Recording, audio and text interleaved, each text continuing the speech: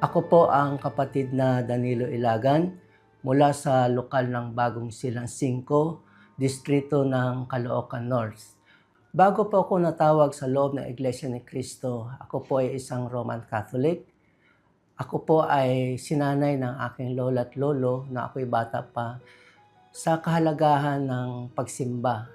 Tuwing Linggo po at Miyerkules kami po ay nagsisimba at hanggang ako po ay lumaki, dala-dala ko po yung pagsisimba. Lumaon po ang panahon, ako po ay natawag naman bilang miyembro sa Mormons, the Church of Jesus Christ of Latter-day Saints. At ako po ay naging bishop nila sa loob ng 8 taon. Pero hindi ko po inaasahan na talagang napakabuti po ng ating Panginoon Diyos dahil nakita niya po yung hangarin ko na makapaglingkod sa Kanya ng tapat.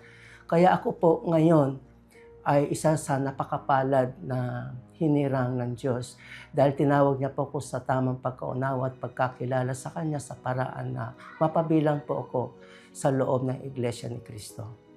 Nakilala ko ang Iglesia ni Cristo sa pamamagitan ng isang matalik na kaibigan po namin sa aming pamilya na isa ring kaanib sa Iglesia ni Cristo. Kami po ay inanyayahan sa gawain sa loob ng Iglesia upang makinig at ito naman po ay pinaunlakan namin mag-asawa. At doon ay nakita ko po ang malaking kaibahan sa kaayusan ng pagsamba nila sa ating Panginoon Diyos. At simula po noon ay nagkaroon na po ng pagdadalaw sa aming tahanan sa isang manggagawa ng Iglesia ni Cristo. At lubos po kaming nagkakilanlan sa bawat isa.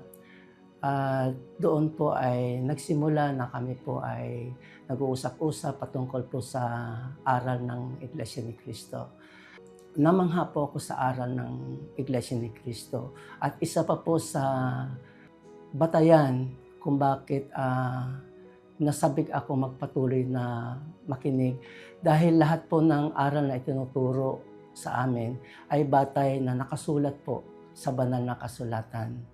At naunawaan ko po yung aral na itinuro sa amin na ang tamang pagkaunawa pala at pagkakilala sa ating Panginoon Diyos na siya ating Ama na walang ibang tunay na Diyos kundi siya lamang ay ito ang siyang ipagtatamo ng tao ng buhay na walang hanggan. At naunawaan ko rin po yung pagtuturo sa kahalagahan sa pamamahala sa loob ng Iglesia ni Cristo sa pangunguna ng tagapamahalang pangkalahatan na sila pala ang binigyan ng Panginoon Diyos ng karapatan upang maipagpapatuloy na maituro ang dalisay na aral at ebanghelyo sa sangkatauhan upang ang lahat ng tao ay magkaroon ng pagkaunawa at maihanda ang nalalapit na pong kaligtasan o araw ng paghuhukom na ang lahat pala dapat ng tao ay umanib sa loob ng Iglesia ni Cristo dahil sa loob ng Iglesia ni Cristo ay naroroon po ang katotohanan at ang katotohanan ito ang siya magiging daan upang ang lahat ng tao ay maging ligtas pagdating ng araw ng paghuhukom.